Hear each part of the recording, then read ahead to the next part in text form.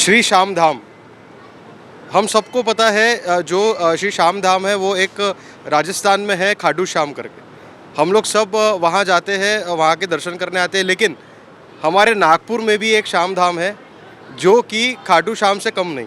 यहाँ पे जो श्रद्धालु है उनकी आस्था इतनी जुड़ी है कि वो अपने पूरे मन से, अपने पूरे भाव से ये मंदिर में, नागपुर में जो श्याम धाम मंदिर है वो यहाँ पर आते हैं। और इस वक्त नागपुर के श्याम धाम मंदिर का 25वां जो स्थापना दिवस है वो मनाया जा रहा है।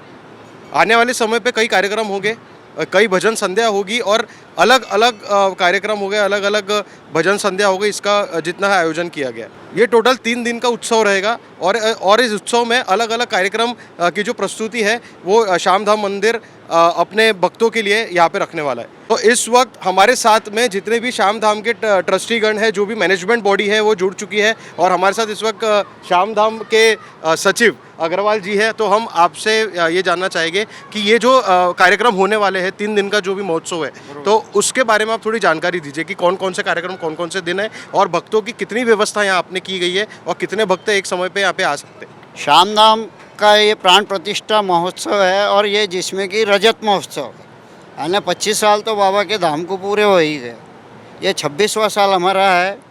और इसके अंदर जो है हम हमेशा बाबा के जो गुणगान गाते हैं। इसमें अखंड पाठ एक लंबी प्रोसीजर है, इस पर बाबा की जीवनी होती है। इसमें ये बाबा का अवतार कैसे हुआ और ये सब वो उसके जीवनी के अंदर आता है। बाबा का इसका महत्व क्या है, ये श्याम बाबा कौन है, ये सब कृष्ण भगवान वगैरह ने जो कैसे पूरे महाभारत के कथा में भी आता है और कई जगह आता है। आजकल तो क्या है, कलयुग है, कलयुग में बाबा की जो महत्ता है काफ़ी बढ़ रही है। जब दिनों दिन बाबा की महत्ता बढ़ रही है। और यहाँ खाटू में तो ठीक है, यहाँ तो ठीक है, खाटू के अंदर लाखों से पब्लिक वहाँ जमा होती है फागण के महीने में। और एक वहाँ से एक छोटा सा रूप, एक छोटा सा पौधा हमने 1999 में लगाया था। वैसे देखा जाए तो 1982 से ही हमारा मंडल की स्थापना हुई है, 1982 से। और 1999 से ये हमने बाबा की प्राण प्रतिष्ठा यहाँ की है। तो काफ़ी अब दिनों दिन काफ़ी भगत लोग बढ़ रहे हैं। ऐसा नहीं है कि खाली मारवाड़ी, गुजराती, सिंधी, पंजाबी, सब पूरे महाराष्ट्रियन लोग भी काफ़ी आने लग गए। और काफ़ी बाबा इनका बोलना चाहिए, कोई अंधविश्वास की मैं बात नहीं कर रहा हूँ, लेकिन क्या है कि जिसको भी यहाँ से जो दर्शन करके जाता है और घर के अंदर वो फलता फूलता है, बाद में वो आके वो डबल यहाँ नारियल बांध के जाता है, मन्नत मान के जाता है। तो यानी ये किंवदंती नहीं है, ऐसा मुझे लगता है कि ये प्रगट बाबा का परिचय हमको मिल रहा है। तो 1999 से हमारी स्थापना हुई है भगवान की मंदिर की स्थापना। तो 11 के दिन जो है 25 साल तो हो ही गए पूरे। और जैसा हमारा कल का जो प्रोग्राम है 11 जून का, वो है अखंड ज्योत पाठ। उसमें ज्योत भी जलती है बाबा की, जगाते हम ज्योत को। और उसके अंदर बाबा के जीवनी के ऊपर पूरे दिन भर सुबह 9 बजे से तो शाम को 6 बजे तक उसके ऊपर हमारे जो गायक लोग हैं वो पूरे जीवनी पे प्रकाश डालते हैं, पाठ करेंगे। दूसरे दिन हमारा 12 जून का है। 12 जून के अंदर भजन संध्या रखी है। जयपुर के प्रसिद्ध गायक है संजय जी पारेख, वो अपनी प्रस्तुति यहाँ भजनों की देंगे। और 13 तारीख को जो मेन फंक्शन है बाबा का प्राण प्रतिष्ठा का, जिस दिन हमको 25 साल पूरे हो ही गए, तो उस दिन हम बाबा का उत्सव अभिषेक मनाएंगे, अभिषेक करेंगे। निशानी यात्रा निकलेगी, बाबा को 56 भोग लगेंगे उस दिन। और 3 बजे तक प्रसाद बैठेगा यहाँ। तो बाबा के दर्शन जो है दोपहर के 3 बजे तक चलते रहेंगे। और ऐसा नहीं, 11 के एकादशी के दिन भी इतनी भीड़ रहती है कि बाहर तक लाइन हमको झिकझैक लगाना पड़ता है। आपको बता देता हूँ, निशान आता 25 साल से निकल रही है। अच्छा, एक टाइम था कि हमारे पास एक ही निशान रहता था। अच्छा, फिर 11 हुए, 21 हुए और आज पोजीशन ये है कि 90, 100, 150 कोई लिमिट ही नहीं है हर 11 को। और इस बार जो निशान आता है श्याम मंदिर से गुरुदेव नगर से संगम टाकीज, गणेश नगर, आराध्य जैसे होते हुए श्याम धाम मंदिर पहुँचेंगे। अच्छा। और इसमें कितने लोग मतलब आते हैं आपके हिसाब से? मतलब अभी जैसे हमने 11 तारीख तक बुकिंग रखा है, निशान की बुकिंग, अभी तक करीबन 120 निशान आ गए हैं। अच्छा। 10-20 और आ सकते हैं। टाइम पे ही भगत हमको मना नहीं करते, उनको निशान दे देते हैं। अच्छा। ये समझो 150 निशान पक्के रहेंगे। 150 निशान रहेंगे तो करीब 300 लोग रहेंगे उसके अंदर में जो। और ये निशान आता हमारे 25 साल से कंटिन्यू चल रही है। हर 11 कोरोना में भी हमने निशान आता निकाले। अच्छा। बगैर पुलिस के परमिशन के, लेकिन शांति से चुपचाप निकाल लेते थे। फागण के महीने में ऐसा नहीं कि हमारे 120 ही रहती है। फागण के महीने में हमारे करीबन 900 निशान रहते हैं। फागण महीने में फागण महीने में 900 निशान रहते हैं। 900 करीब निशान। 3000 और लोगों ऐसा का नहीं कि हम पास में से निकालते हो, अभी हमने निशान यात्रा कोराडी से भी निकाली है और कहीं दूर तेलंगेड़ी, रामदेवा मंदिर, लुर्दू माता मंदिर, कोराडी दुर्गा माता मंदिर, कामठी।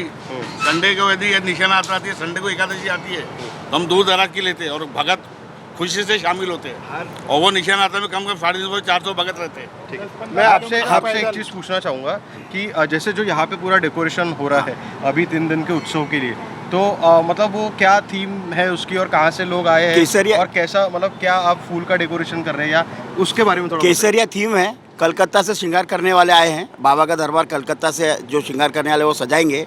और ये उत्सव 3 दिवसीय है। और पहले दिन मंगल पाठ होगा बाबा का, दूसरे दिन भजन होंगे, तीसरे दिन निशान यात्रा और ये होगा अभिषेक। फूलों का श्रृंगार फूलों का श्रृंगार है। विशेष कलकत्ता से ही फूल आए हुए हैं। फूल लगते हैं, आर्टिफिशियल फूल कोई भी फूल नहीं। यूज होते ही नहीं कभी भी। और हर 11 पे 25 से 30 हज़ार लोग दर्शन करते हैं यहाँ पे। तीनों दिन 11 में अलग अलग दिन अलग अलग कलकत्ता से श्रृंगार आएगा। एक भी आर्टिफिशियल फूल लगता नहीं है, जैसा भैया बताया। विशेषता 13 तारीख की रहेगी। उस दिन मेवे का श्रृंगार होगा बाबा का। अच्छा, मेवे का। पूरा मेवे का श्रृंगार होगा बाबा का। माला मेवे की बन के लगेगी। हाँ, ये विशेषता है। जी। और एक चीज़ ये पूछना चाहूँगा कि जैसे जो भक्तगण यहाँ आएंगे अभी 3 दिन के, हाँ 3 दिन के महोत्सव में जो भक्तगण अभी यहाँ पे आने वाले हैं, तो उनके लिए ट्रस्ट की तरफ से क्या क्या सुविधा की गई है? जैसे खाने पीने की सुविधा हो गई, महाप्रसाद की सुविधा हो गई, पंखे वो सब, ये सब बाहर गांव से आएंगे उनके लिए ठहरने की भी व्यवस्था करी हुई है। बाकी जो आएंगे उनके लिए सुबह शाम प्रसाद और ये सारी व्यवस्था करी हुई है। ठीक है। वो मंदिर की तरफ प्रसाद कितने बजे से कितने बजे तक स्टार्ट होगा, क्या से। होगा? दोपहर को 3 बजे तक रहेगा, शाम को फिर 9 बजे तक रहेगा। अच्छा, तो मतलब जितने भी भक्तगण आएंगे उनका प्रसाद का हाँ। यहीं पर है। और बाहर से जितने भी आते हैं, मतलब एक इसको ऐसा बोल सकते हैं कि जैसे खाटू में एक आयोजन होता है, तो हम इसको बोल सकते हैं कि जो छोटा खाटू का एक छोटा जो मॉडल है वो नागपुर में स्थापना दिवस उत्सव है, हर साल होता है। ये विशेषता इस साल का, स्थापना ठीक है। और इस साल की विशेषता 25वां साल है। 2500 साल। मैं आपसे पूछना चाहूँगा कि जो भक्तगण यहाँ आते हैं वो अभी तक के मतलब कहाँ से आते हैं? आप लोग ने कहाँ से देखा जो मतलब? नागपुर तो मेरे ख्याल से कोई शायद ही कोई कोना छोटा होगा कि नागपुर से नहीं आए हैं उसके अंदर में। नागपुर विदर्भ आसपास में जो है पूरे आते हैं और हर समाज के आते हैं। ऐसा नहीं कि पर्टिकुलर हम मारवाड़ी समाज के आते हैं, वैसा नहीं है। हर समाज के आते हैं, अपनी मन्नत का नारियल बांधते हैं, उनकी मन्नत पूरी होती है। और वो हिसाब से अनगिनत भगत, अगर आपको देखना तो एक बार 11 के दिन और आइए आप, जो है ना अब दिखाते हैं उसके अंदर में अनगिनत भगत आते हैं। पूरे नागपुर के कोने कोने से आते हैं और डेली नागपुर में कहीं ना कहीं बाबा का कीर्तन होते रहता है। डेली बाबा गुणगान कीर्तन हर जगह अपने साथ होते रहता है उसके अंदर। 4 कीर्तन होते ही है। सबको बहुत आशीर्वाद दे रहा है, सबकी मन्नतें पूरी हो रही है, सबको पर्चे मिल रहे हैं। इसलिए नई भीड़ भी जनरेशन बढ़ सबसे रही ज़्यादा जुड़ रही है, इसलिए इसमें सबसे ज़्यादा भीड़ नई बहुत आ जनरेशन रही जुड़ है। रही है। बाबा बहुत आशीर्वाद दे रहा है सब। जैसे कि आप देख सकते हैं कि यहाँ पर जो भक्तगण है उन लोग का जमावड़ा इतना होता है, इतना उत्साह होता है उनमें कि जो नागपुर का श्याम धाम है वो कोई एक तीर्थ से कम नहीं है। यहाँ पे श्याम धाम में जो ट्रस्ट है उन्होंने भी इतने अच्छे अरेंजमेंट्स करके रखे हैं भक्तों के लिए कि उनको किसी भी चीज़ की यहाँ पर कमी नहीं मिलेगी। कैमरामैन प्रवीण के साथ सुयश सेठिया, महाराष्ट्र TV 24, नागपुर।